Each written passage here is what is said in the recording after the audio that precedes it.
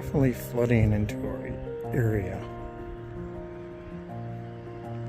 I guess that's what happens when you go from snowstorm with 8-10 inches of snow to 80-90 degrees. All the snow just melts away.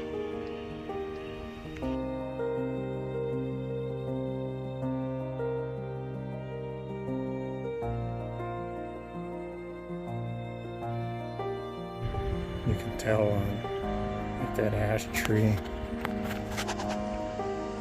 the water is been up even higher, just like these cedar trees.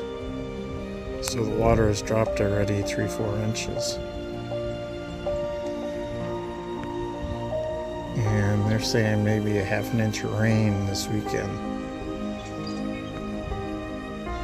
It'll be interesting. Not over the road though.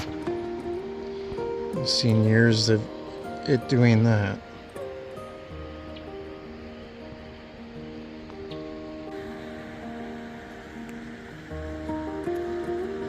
Over our bank and over the neighbor's bank. But there's some pumps running like crazy.